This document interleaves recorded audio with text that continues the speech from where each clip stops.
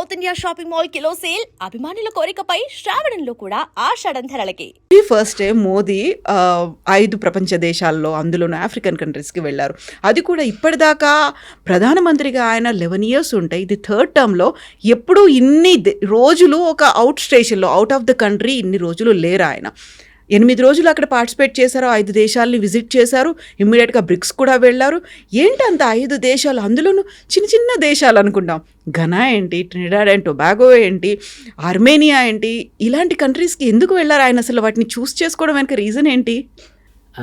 కవిత గారు, చాలా మంచి ప్రశ్న అండి. మనము బ్రిక్స్ గురించి మాట్లాడుకున్నాం. తర్వాత మోడీ గారి యొక్క ప్రత్యేకమైన స్థానం బ్రిక్స్లో ఎందుకు అలా పెరుగుకుంటూ వస్తుంది అనేది ఒకటి మాట్లాడదాము. ఇప్పుడు బ్రిక్స్ అనేది Brazil, Russia, India, China, south Africa అండి. బ్రిక్ అనేది ఇప్పుడు మనం ఒకవేళ బిల్డింగ్ కట్టాలంటే ఒక బ్రిక్తో కట్టలేము కదా. ఒక బ్రిడ్జ్ కట్టాలన్నా కూడా ఒక బ్రిక్తో కట్టలేము. బ్రిక్స్ అనే దాన్ని మాత్రమే కట్టగలుగుతాం, ప్లూరల్ వర్డ్తోని. అలానే వాళ్ళు ఈ formation of the BRICS organisation అనేది దాదాపు 2005-2006 నుండి డిస్కషన్స్, డిబేట్స్ జరుగుతూ వచ్చాయి. 2009లో మనకు ఫస్ట్ టైం మీటింగ్ జరిగిందండి. ఆ మీటింగ్లో ఏమైందంటే, ఒకవేళ మనము ఒక పార్ట్నర్ని ఆఫ్రికా నుండి తీసుకున్నట్టయితే ఇంకా కొంచెం బాగా స్ట్రెంథన్ అవుతుంది అనేది ఉద్దేశంతో ఆఫ్రికాలో ఎవరిని తీసుకుంటే బాగుంటుంది అనేది కూడా చర్చ జరిగింది చాలా. నైజీరియాని తీసుకుందామా, లేకపోతే సౌత్ ఆఫ్రికాని తీసుకుందామా, ఇంకేమైనా వేరే కంట్రీని తీసుకుందామా అనేది ఒక చర్చ జరుపుకుంటూ వచ్చింది. ఏమైందంటే, సౌత్ ఆఫ్రికా అనేది ఇప్పుడు కూడా, అంటే ఇప్పుడు 2025లో కూడా largest economy in the African continent అండి.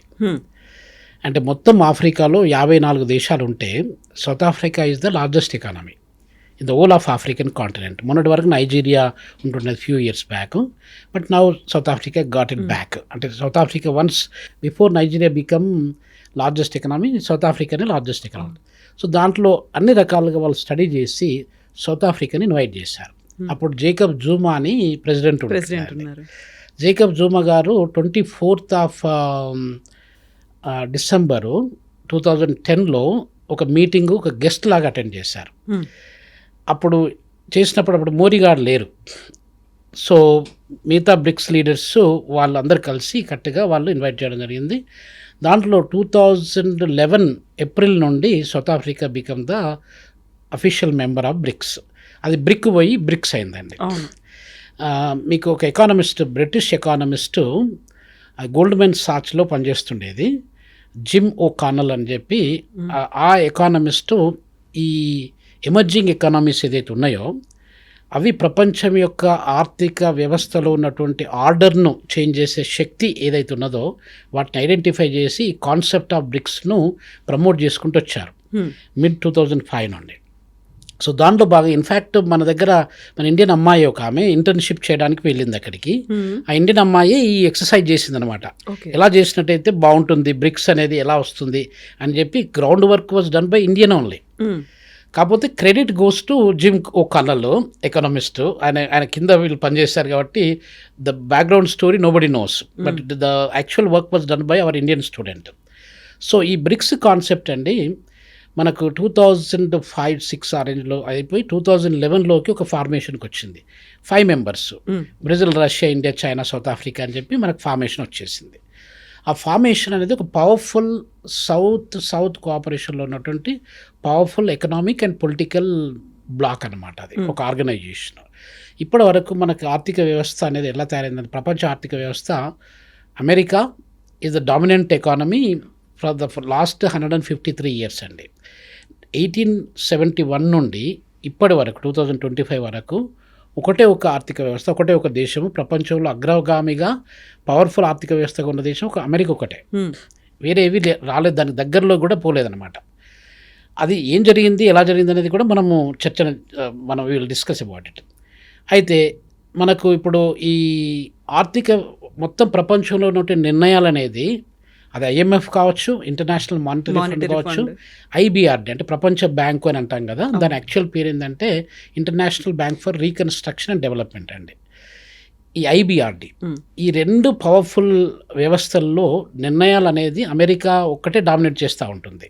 అంటే ఎందుకు డామినేట్ చేస్తుందంటే అమెరికన్ డాలర్ అనేది share holder of America almost about 20-21% మొత్తం మనకు 195 దేశాల దానిలో మెంబర్లుగా ఉన్నట్టయితే దాంట్లో 20-21% of the total shares held by one country America. ప్రతి నిర్ణయంలో కూడా ఆ యొక్క అమెరికా డెసిషన్ మాత్రమే ఫైనల్ అయిపోతుంది అనమాట. ఇక్కడ నేను యుద్ధం జరిగినా, యుద్ధాన్ని ఆపేయాలన్నా ఇవన్నీ కూడా అమెరికా చేసుకుంటూ వచ్చింది. మనకి ఇక ఒక రష్యా అనేది ఒక పవర్ఫుల్ ఎకానమీగా, పవర్ఫుల్ కాంపిటెంట్ ఒక కంట్రీగా, ఒక స్టఫ్ కాంపిటీషను అమెరికాకి ఇచ్చే కంట్రీగా రష్యా కూడా ఎదుర్కొంటూ వచ్చింది. I'm also visiting professor in Russian universities అండి. Okay. So I was there about 6-7 months ago. I was there in RUDN RUDN university అని మాస్కోలో గవర్నమెంట్ యూనివర్సిటీ అది. I'm still visiting professor there. ఇంకా దాంతోపాటుగా మీకు సెయింట్ పీటర్స్బర్గ్ స్టేట్ అని చెప్పి ఆ యూనివర్సిటీలో కూడా 300 సంవత్సరాల ఓల్డ్ యూనివర్సిటీ, అక్కడ కూడా నేను I work there 2 years ago as a visiting professor. Russia అది దాదాపు లెనిన్ టైం నుండి 1917 రెవల్యూషన్ నేను తీసుకున్నట్టయితే అప్పటి నుండి లెనిన్ గారు, స్టాలిన్, ఇంకా వచ్చినటువంటి లీడర్స్ అందరూ కూడా అమెరికాకు ధీటుగా ఒక ఆర్థిక వ్యవస్థను, ఒక పవర్ఫుల్ కూటమిని ఏర్పాటు చేయడానికి రష్యా కూడా ఎదుర్కొంటూ వచ్చిందండి. సో ఇప్పుడు కోల్డ్ వార్ అనేది ఒక మీకు తెలుసు అనుకుంటా. ఆ కోల్డ్ వార్ అనేది రష్యాకు అమెరికాకు మధ్యనే జరుపుకుంటూ వచ్చింది దాదాపు ఒక 3-4 decades పైన. 1990 తర్వాత మనకి యుఎస్ఎస్ఆర్ అనేది ఒక ఫార్మేషన్కు ఇంతకుముందు ఉంటుండేది. యుఎస్ఎస్ఆర్ అంటే union of Soviet socialist republic అని చెప్పి అంటుండేది మనము. దాన్ని బ్రేక్ చేయడానికి అమెరికా చాలా విధాల ప్రయత్నం చేసుకుంటూ వచ్చిందండి.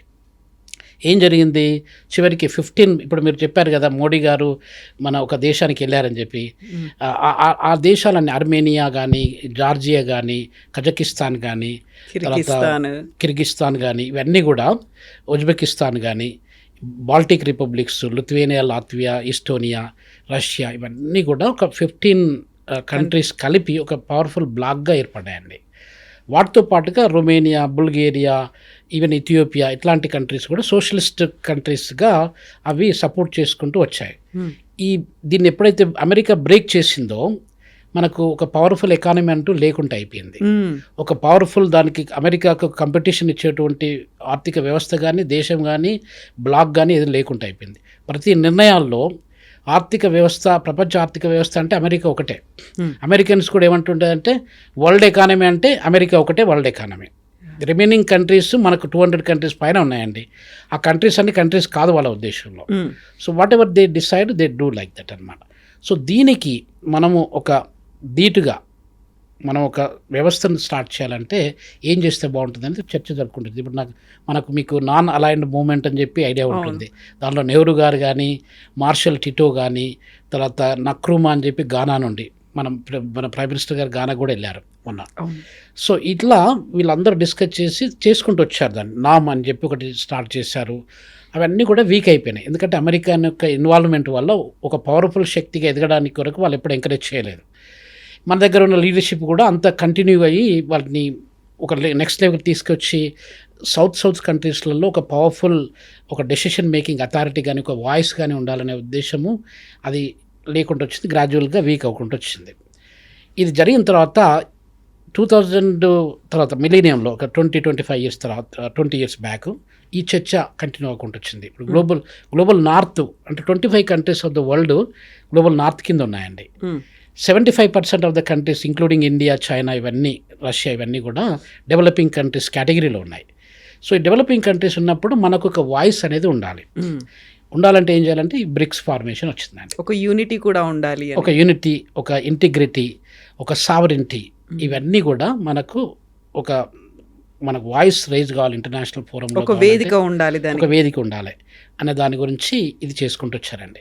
ఇప్పుడు మనకు 2014 నుండి మోడీ గారు గవర్నమెంట్ ఫార్మేషన్కి వచ్చారు. దాదాపు గత 11-12 సంవత్సరాల నుండి అతను బ్రిక్స్లో స్టాండర్డ్గా, ఇప్పుడు బ్రెజిల్లో లీడర్షిప్ మారుకుంటూ వచ్చింది. లూలా గారు ఒకప్పుడు స్టార్టింగ్లో ఉన్నాడు, తర్వాత మధ్యన వేరే వాళ్ళు వచ్చారు. అలా చైనాలో మాత్రం అలానే కాన్స్టెంట్గా కంటిన్యూ అవ్వకుండా వచ్చింది. From that day one until today అతను చేసుకుంటూ వచ్చారు. ఇప్పుడు మారుతుంది అంటున్నారు, మారదాలే అది ఇక we will wait and see. Jinping మారిపోతారు, ఆయన కనిపించకుండా పోయారు. దాదాపు చాలా సంవత్సరాలు పనిచేస్తున్నారు కాబట్టి మారడానికి ఆస్కారం ఉందండి. I was there in China last year September అక్టోబర్లో. I was there in China also. ఏం జరుగుతుందంటే ఇప్పుడు మనకు మీరు అడిగిన ప్రశ్నకు ఇదంతా బ్యాక్గ్రౌండ్ నేపథ్యం ఉంటుంది. సో ఇప్పుడు మనము గ్లోబల్ సౌత్, నార్త్ కంట్రీస్ ఒకటి, తర్వాత సౌత్ కంట్రీస్. సౌత్ కంట్రీస్ అంటే డెవలపింగ్ కంట్రీస్ అండి. ఈ డెవలపింగ్ కంట్రీస్ మనం మెజారిటీ ఉండి కూడా మైనారిటీ లాగా అయిపోయినామండి. సో దాన్ని మనం మెజారిటీగా ఉండి మన వాయిస్ని ఇంపోజ్ చేసి ఈ చిన్న దేశాలలో, ఇప్పుడు చాలామంది ఆఫ్రికాలో 54 దేశాలు ఉంటాయి. 54 దేశాలలో ఏదో ఒకటి కూడా డెవలప్డ్ కంట్రీ లేదండి. మన దగ్గర కూడా దాదాపు 46 దేశాల పైన ఏషియా ఖండంలో ఉన్నట్టయితే దాంట్లో ఒక సౌత్ కొరియా, సింగపూరు, జపాన్ ఇవి తప్ప ఇంకా అన్ని దేశాలు డెవలపింగ్ కంట్రీస్ అండి. ఇప్పుడు ఇవన్నీ ఉండి ఇన్ని రోజులు ఎలా కంటిన్యూ అవుతాం? ఇప్పుడు మన భారతదేశానికి స్వతంత్రం వచ్చి కూడా 79 ఇయర్స్ దగ్గరికి వస్తుంది. 8 ఇయర్స్ అంటే ఒక లైఫ్ టైం అండి. అవును. ఈ లైఫ్ టైంలో మనం ఎన్నో చేంజెస్ చూసుకుంటూ రావాలి. కానీ ఇప్పటికి కూడా భారతదేశం అనేది డెవలపింగ్ కంట్రీ, ఒక అభివృద్ధి చెందుతున్న దేశంగానే పరిగణిస్తున్నారు తప్ప ఏదో అమెరికా లాగానో లేకపోతే జర్మనీ లాగానో ఫ్రాన్స్ లాగానో కన్సిడర్ చేయట్లేదు. సో వీటిలో భాగంగా ఈ యొక్క పవర్ఫుల్ శక్తిని అనేది స్టార్ట్ చేశారండి. ఆ పవర్ఫుల్ శక్తిలో భాగంగా ఇప్పుడు మోడీజీ లీడర్షిప్లో కానివ్వండి, అంతకు ముందు కానివ్వండి, మనకు భారతదేశం అనేది ఒక డామినెంట్ రోల్ ప్లే చేసుకుంటూ వస్తుంది. ఎందుకు డామినెంట్ రోల్ ప్లే చేస్తుందంటే మన ప్రపంచంలో భారతదేశం అనేది 7వ పెద్ద దేశం అండి. మనకంటే 6 దేశాలు మాత్రమే పెద్ద దేశాలు. మనము 3.2 మిలియన్ స్క్వేర్ కిలోమీటర్ ల్యాండ్ను మొత్తం ప్రపంచంలో ఉన్న భూభాగంలో 149 మిలియన్ల స్క్వేర్ కిలోమీటర్లు అయితే దానిలో మనము 2.5% of the land occupied by India అండి. సో అదొకటి నంబర్ 1 పాయింట్. నంబర్ 2 పాయింట్ ఏంటంటే we are the largest populated country in the old world. మనకు ఇప్పుడు ప్రపంచ జనాభాలో మనము 18% కాంట్రిబ్యూట్ చేస్తున్నాం. అంటే ప్రతి 100 మంది జనాలు ఉన్నట్టయితే 18 మంది మన భారతీయులు అన్నమాట. అదొకటి. అంటే దాదాపు 145 కోట్ల జనాభా మన భారతదేశం నుండే వస్తుంది. సో దట్ మేడ్ దాదాపు ఒక 2 ఇయర్స్ నుండి చైనా ఉంటుండేది ముందు. దాదాపు ఒక 70 సంవత్సరాల పాటు China was the largest populated country. We kick China out of the race and we become number 1 అండి. అదొకటి. మూడోది ఏంటంటే ప్రపంచ ఆర్థిక వ్యవస్థను చూసుకున్నట్టయితే we are the 4th largest economy అండి. మొన్ననే Japan was the 4th largest and we kick out the Japan also from the race. Now we become the 4th largest economy. 4వ ప్రపంచంలో ఉన్నటువంటి ఆర్థిక వ్యవస్థలలో భారతదేశము 4వ అతిపెద్ద ఆర్థిక వ్యవస్థగా మారిందండి. సో ఈ పొజిషన్స్తో పాటు మనకు పవర్ కూడా దాంట్లో బ్రిక్స్లో ఇంక్రీజ్ అవ్వకుంటూ పోతుంది. చైనా, మీకు ఇంకొక స్పెసిఫిక్ విషయం ఏంటంటే చైనా మొత్తం ప్రపంచ బ్యాంకు ఉందని చెప్పాను కదా మీకు. ప్రపంచ బ్యాంకులో ధీటుగా, అంటే ప్రపంచ బ్యాంక్ అంతా ఇప్పుడు ఎక్కడైనా ఆఫ్రికాకు లోన్ ఇవ్వాలన్నా, ఏషియాకు లోన్ ఇవ్వాలన్నా, నేపాల్కు లోన్ ఇవ్వాలన్నా, శ్రీలంకకు లోన్ ఇవ్వాలన్నా, లేకపోతే నైజీరియాకు లోన్ ఇవ్వాలన్నా ప్రపంచ బ్యాంక్ ఒకటే అన్నట్టుగా మనకు వండుకుంటూ వచ్చింది. ప్రపంచ బ్యాంకు ధీటుగా ఒక 100 కోట్లు $100 బిలియన్ మన క్యాపిటల్తో పాటుగా ఒక bank, BRICS new development bank అనేది ఒకటి స్టార్ట్ చేశారండి. దాదాపు అరౌండ్ 2011-12 ఆ రేంజ్లో స్టార్ట్ చేశారు. దాంట్లో హైయెస్ట్ కాంట్రిబ్యూషన్ ఇంతకుముందు మీకు చెప్పాను కదా, America contributes major portion to world bank and IMF. అలానే చైనా కాంట్రిబ్యూట్ $41 బిలియన్. ఇంకా మిగతా 4 దేశాలు ఉన్నాయి కదా, ఆ 4 దేశాలు 18 బిలియన్స్ వాళ్ళు కాంట్రిబ్యూట్ చేస్తారు. సో ఈ కాంట్రిబ్యూషన్లో ఏమవుతుందంటే అధిక శక్తి అనేది చైనా చేతిలో ఉంది. తర్వాత రెండో శక్తి మనకు పొలిటికల్ కావచ్చు, పాపులేషన్ వైజ్ కావచ్చు, ఎకనామిక్ పరంగా కావచ్చు, we are number 2 in the BRICS అండి. సో కాబట్టి మనకు ఆ పవర్ వచ్చిందనమాట. సో ఈ పవర్లో భాగంగా ఇప్పుడు మనకు ఈ $18 బిలియన్ కాంట్రిబ్యూషన్ ఒకటే కాకుండా బ్రిక్స్లో అత్యున్నతమైన స్థానాన్ని మోడీ గారు, ఇప్పుడు చైనాలో ఎలా ఉంటుందంటే చైనా మన కౌంటర్ పార్ట్, మన నైబరు, మన కంపిటీటర్ ఆల్వేస్. చైనాలో ఎలా ఉంటుందంటే it's a purely socialistic country, non democratic country. We are the largest democratic country in the ప్రజాస్వామ్యంలో తీసుకున్నట్టయితే ప్రజాస్వామ్య దేశాలు చాలా తక్కువ ఉన్నాయి. ఆ ప్రజాస్వామ్య దేశాలలో మనము నంబర్ 1, ప్రపంచంలో number 1 democratic country in the world, largest democratic in the world. అట్లాంటి పరిస్థితులలో ఇండియాకు ఒక ప్రత్యేక స్థానం అనేది ఏర్పడుకుంటూ వచ్చింది బ్రిక్స్లో. దాంట్లో మీరు అది మోడీ గారిది కూడా, ఇప్పుడు మోడీ అని అంటే ఏమంటారు మన దగ్గర అంటే master of development of India అని చెప్పి ఒక అబ్రివియేషన్ క్రియేట్ చేశారు. అది మీరు చాలా వరకు విని ఉండొచ్చు, చదివి ఉండొచ్చు. అంటే is an individual but he became like an organisation himself and he was trying to develop India is like a statesman, not like most of the politicians.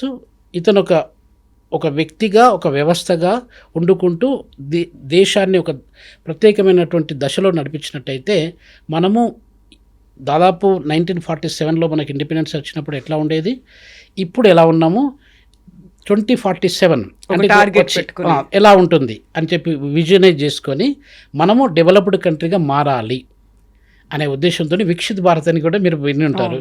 Atmanirbhar Bharat, Viksit Bharat అని రకరకాల ప్రోగ్రామ్స్ వస్తూ ఉన్నాయి.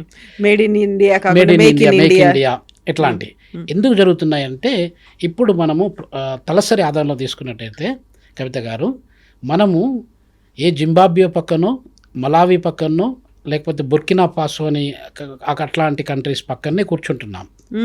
మనము బల్గేరియా పక్కనో లేకపోతే రొమేనియా పక్కనో కూర్చోవట్లేదు. ఎందుకంటే మన యొక్క పర్ క్యాపిటల్ ఇన్కమ్ వాటికి థౌజండ్స్. ఇప్పుడు సపోజ్ మనకు సింగపూర్ పర్ క్యాపిటల్ ఇన్కమ్ ఉందనుకోండి, సింగపూర్ దాదాపు $130,000 పర్ క్యాపిటల్ ఇన్కమ్తో దాదాపు అది టాప్ 5 కంట్రీస్లో ఉన్నట్టయితే మనము ప్రపంచంలో ఉన్న దేశాలలో దాదాపు 100 దేశాలలో 80 దేశాల మధ్యలో మనం కూర్చుంటూ ఉన్నాం. అది ఎన్ని రోజులు మనం అలా అవుతాం అన్నమాట.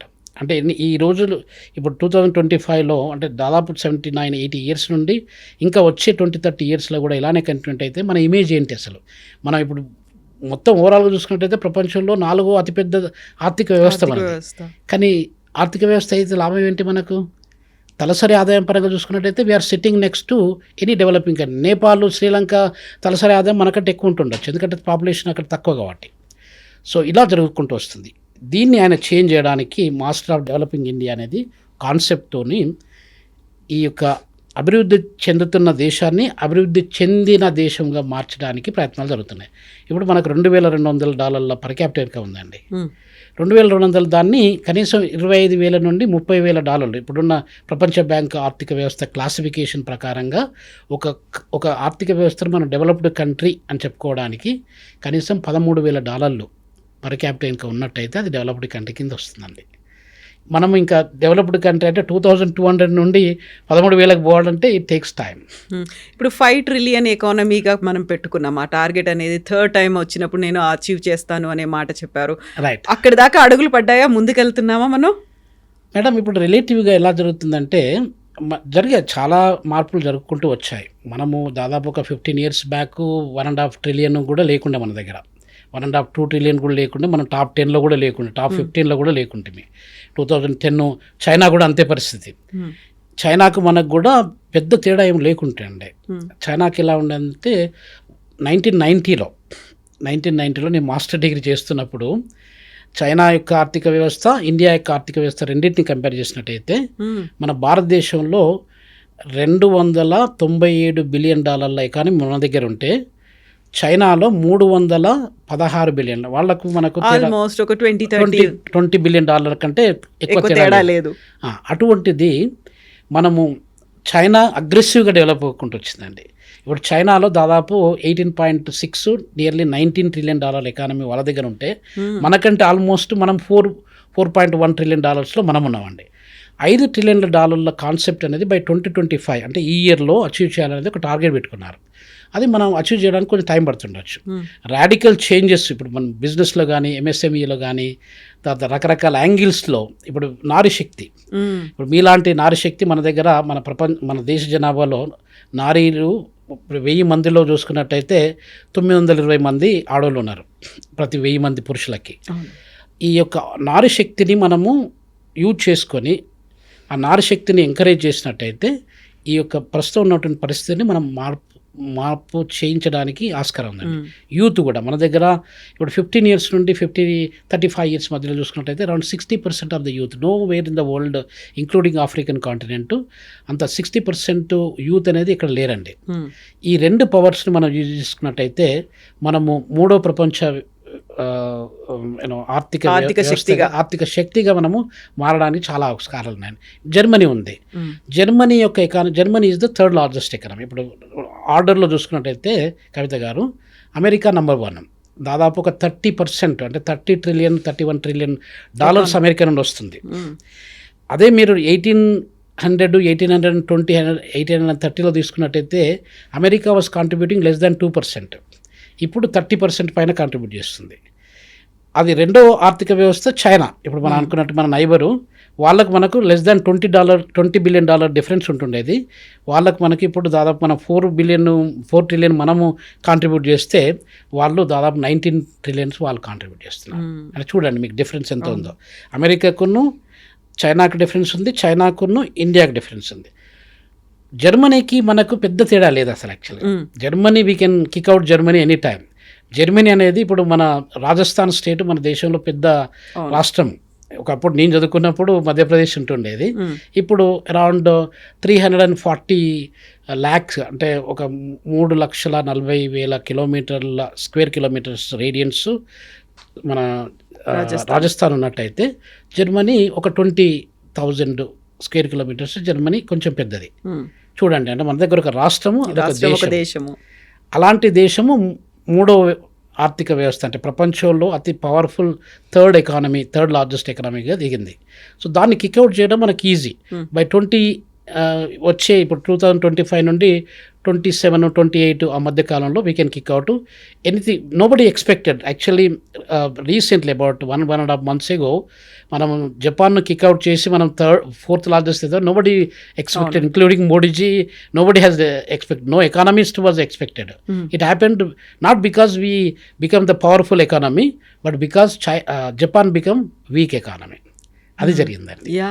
సో ఇప్పుడు మనకి మీరు చెప్పినట్టుగా పర్ క్యాపిటా ఇన్కమ్ చాలా చాలా తక్కువ ఉంది. బుర్కినా ఫాసో అలాంటి వాటి పక్కన మనం కూర్చున్నాం అనుకున్నప్పుడు వై వీఆర్ హెల్పింగ్. ఇప్పుడు 5 ఆఫ్రికన్ కంట్రీస్ కావచ్చు, ఇప్పుడు బ్రిక్స్ సమ్మిట్కి వెళ్ళాలి అనుకున్నప్పుడు 5 రోజుల పాటు వాళ్ళ దగ్గరికి వెళ్ళారు. అక్కడ ప్లాంట్స్ కావచ్చు, లేకుంటే ఇండస్ట్రీస్ కావచ్చు, ఫార్మా సెక్టార్ కావచ్చు, వాటి కోసం మనం డబ్బులు ఇస్తున్నాం. కొన్ని $1 billion అమౌంట్ అక్కడ ఇస్తున్నాము. బయలాటరల్ రిలేషన్స్ అని పెట్టుకుంటున్నాము. వాళ్ళ సంస్కృతి కోసం, లేకుంటే అక్కడ ఉన్నటువంటి ఇండస్ట్రీస్ ఫ్లరిష్ అవ్వాలి, పెరగాలి అంటే మేము మా డబ్బులు ఇస్తాము, మేము మా సంపదను కూడా ఇస్తాము, మేధో సంపత్తిని ఇస్తాము, దాన్ని డెవలప్ చేస్తాము. ఎందుకని వాటి మీద అంత ఫోకస్ పెట్టాల్సిన అవసరం ఉందంటారు? మంచి ప్రశ్న వేశారండి కవిత గారు. ఆఫ్రికాకు మనకు ఒక అనూన్యమైనటువంటి సంబంధం ఉందండి. ఇప్పుడే కాదు, ఇప్పుడు మోడీజీ గవర్నమెంట్లోనే కాదు, నెహ్రూజీ గవర్నమెంట్లో కానీ మనం హిస్టారికల్గా మన భారతదేశము స్వతంత్రం వచ్చినప్పటి నుండి చూసుకున్నట్టయితే ఇప్పటికి కూడా దాదాపు ఒక 70-80 years టైం లోపల చూసుకున్నట్టయితే ఆఫ్రికా లేకుండా భారతదేశం లేదు, భారతదేశం లేకుండా ఆఫ్రికా లేదు. So we are 2 sides of the same coin లాగా అయిపోయిందంట. ఒక కాయిన్కు మనం హెడ్ అండ్ టైల్ ఎట్లనో అలా జరిగిందనమాట. మనకు ఆఫ్రికాకున్న రిలేషను, ఆఫ్రికాకు చైనాకున్న రిలేషన్ కంప్లీట్లీ డిఫరెంట్ అండి. వాళ్ళు 1950s 55 నుండి అంటే చాలా వరకు ఆఫ్రికన్ కంట్రీస్ అప్పటి వరకు ఇంకా స్వతంత్రం రాలేదు. లిబియా తర్వాత అట్లాంటి కొన్ని కంట్రీస్కి వచ్చాయి, కానీ చాలా వరకు లిబరేట్ కాలేదు. అప్పటి నుండే చైనా బికేమ్ మోర్ అగ్రెసివ్. వాళ్ళు ఇన్వెస్ట్మెంట్స్ చేస్తూ వెళ్ళారు. ఇప్పటికి కూడా దాదాపు డామినెంట్. మీరు సౌత్ ఆఫ్రికా తీసుకోండి, సౌత్ ఆఫ్రికాలో China is the dominant trading partner. దాదాపు కమ్సే కమ్ +- అబౌట్ $50 billion ట్రేడ్ ట్రాన్సాక్షన్స్ ఈ 2 కంట్రీస్ మధ్య జరుగుతుంటాయి. వేరే కంట్రీస్తో పోల్చుకున్నట్టయితే చాలా తక్కువ, చాలా ఎక్కువ ఇది. అదే మన భారతదేశం తీసుకున్నట్టయితే మన భారతదేశం also plays a key role in the whole of African continent. South ఆఫ్రికాకు మనకు చాలా మంచి ట్రేడ్ సంబంధాలు ఉన్నాయి. ప్రాబ్లం ఎక్కడ వస్తుందంటే మనం అంత అగ్రెసివ్ కాదు, మనం అంతా కొంచెం సాఫ్ట్, ఎప్పుడైనా వీలైతే హెల్ప్ చేస్తాము. బిజినెస్ అనేది కాకుండా, బిజినెస్ ఈజ్ నాట్ ఇంపార్టెంట్. మనం అనుకుంటాం కదా వసుదైక కుటుంబకము అనుకుంటాం కదా, సత్యమేవ జయతే వసుదైక కుటుంబకం అని నమ్ముతాం కదా. ఎక్స్టెండెడ్ ఫ్యామిలీస్ ఉన్నాయి. ఇంకొకటి కవిత గారు, మీకు ముఖ్యమైన విషయం ఏంటంటే ఆఫ్రికాకు ప్రపంచానికి ఒక రకమైన స్ట్రాంగ్ రిలేషన్షిప్ ఉంది.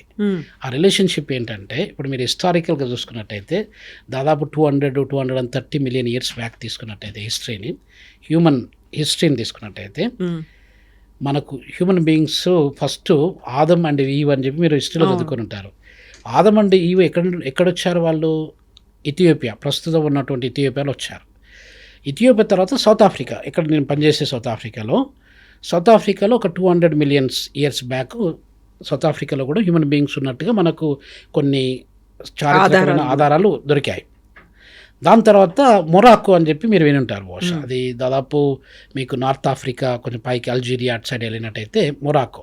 ఈ 3 కంట్రీస్లలో హ్యూమన్ బీయింగ్స్ కొన్ని మిలియన్స్ ఆఫ్ ఇయర్స్ బ్యాక్ అక్కడ ఉంటుండేది.